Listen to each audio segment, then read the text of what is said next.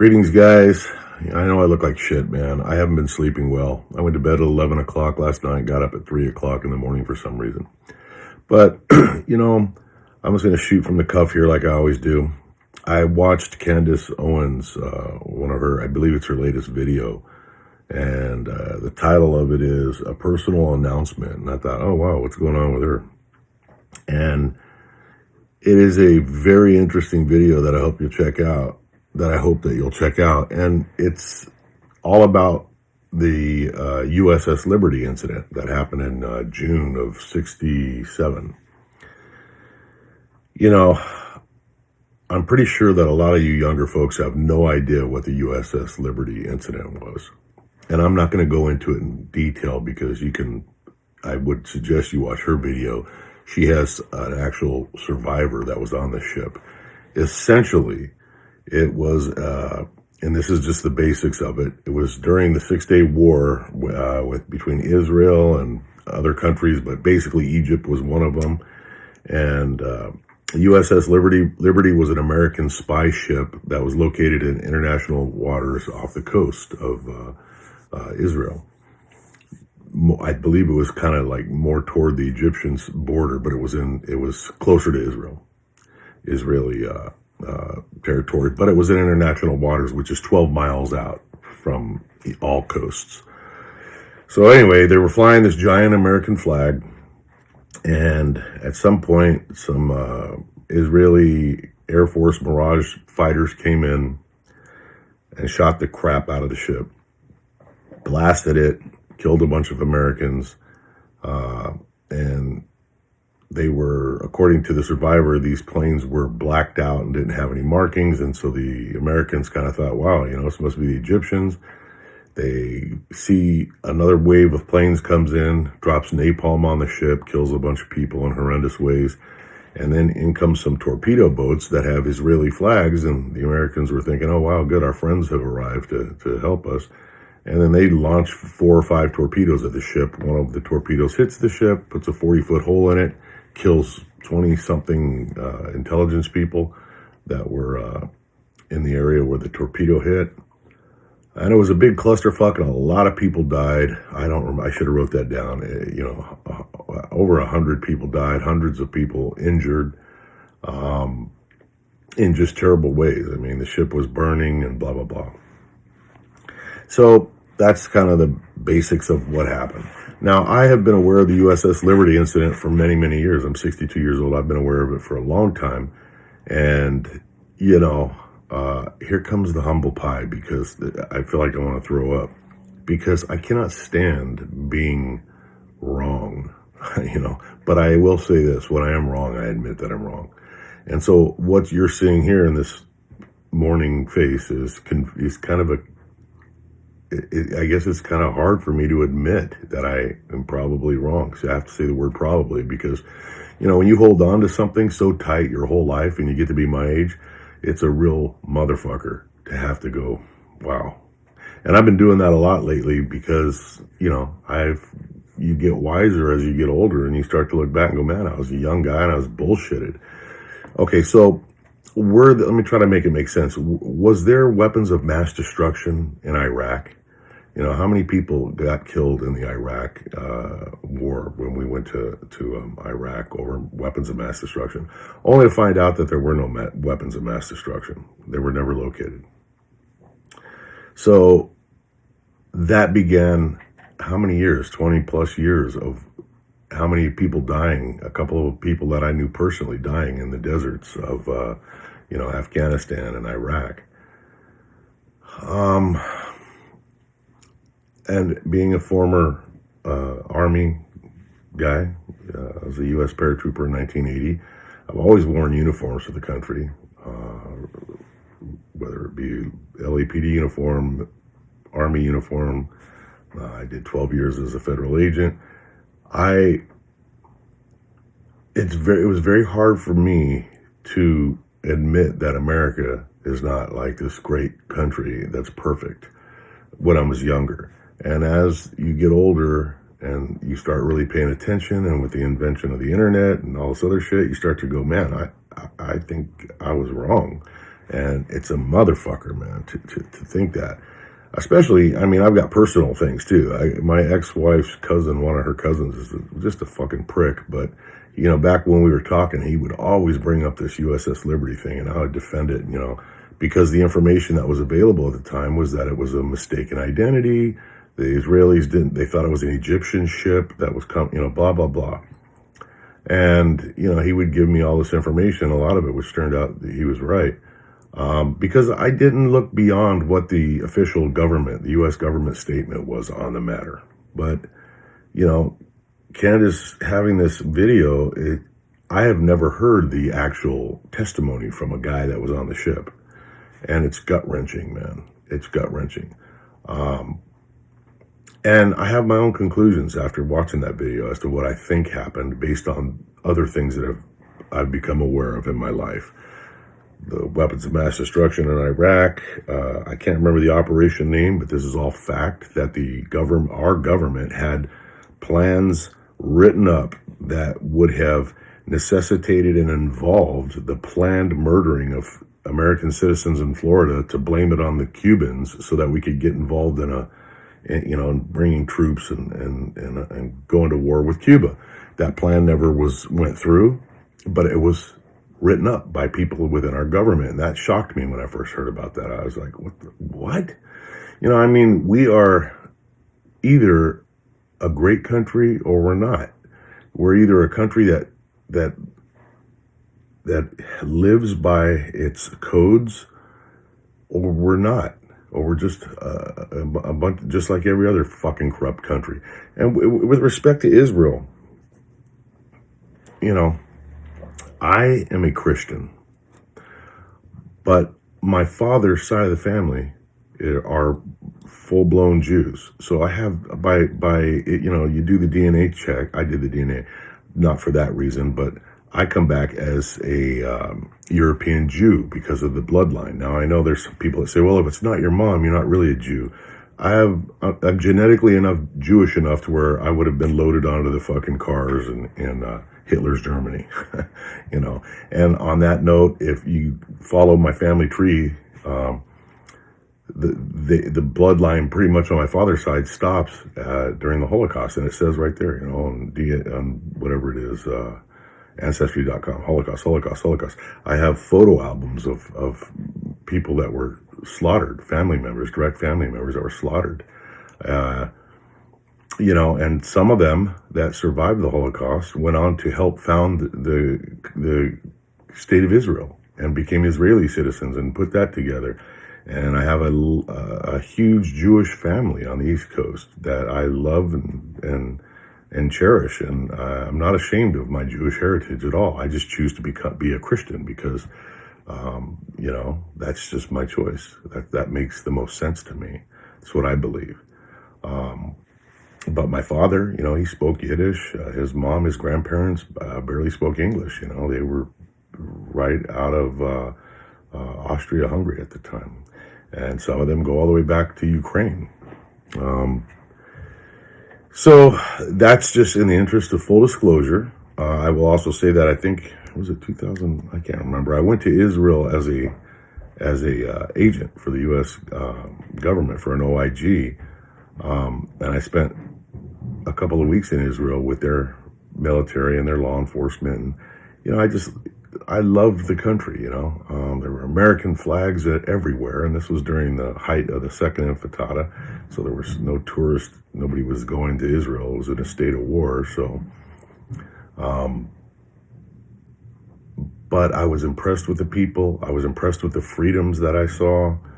And so I've been defending Israel like you wouldn't believe. I've always defended Israel. If you talk shit about Israel, you're going to get something from me. I also look at it as, look at the neighborhood they're in. The people around them wouldn't piss on an American if he was on fire. So, that's another reason why I love the country of Israel. I'm like, well, look, you're not under any threat from the Israelis when you're walking through Tel Aviv at 2:00 in the morning. But, if you get into certain parts of the Arab section, you'd be lucky to get out of there alive. Those people hate our guts for the most part.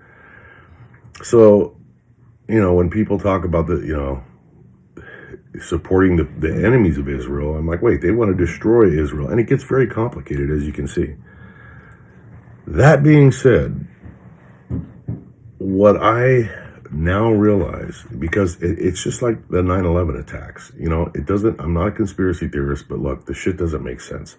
I could talk about that for 10 hours. What we've been given in terms of the attacks doesn't make sense, because immediately we launch this war machine goes into, this industrial military complex. People became billionaires, the Halliburtons of the world, and people on stocks that were into military industries. And it was all, if you look at it and you break it down to its base, there was a lot of people were made a ton of money while a lot of other people died. And what did we get out of the war in Afghanistan? Well, exactly what did we get out of that? A bunch of people got rich and a bunch of people died, and we armed people that hate America with all of our equipment. So the government is not the friendly people that I always thought they were. I always thought our government cared about its citizens. So when you put all of those things together that I've learned as I've gotten older, some of the things I've had to accept and admit to myself that I was wrong, my conclusion is that this was another false flag back in the days when I'd never even heard the term false flag. But I believe that, Israel 100% knew. And you can watch that video. It's not just that. I just finished reading the Wikipedia before I turned this on to see what was on Wikipedia about it, because it's been a long time since I had read that.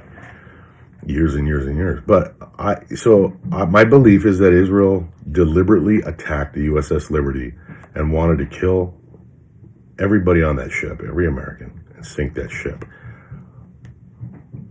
But the next question in my mind is, why would they do that? Why would their government want to do that? And the first answer, Occam's razor, is that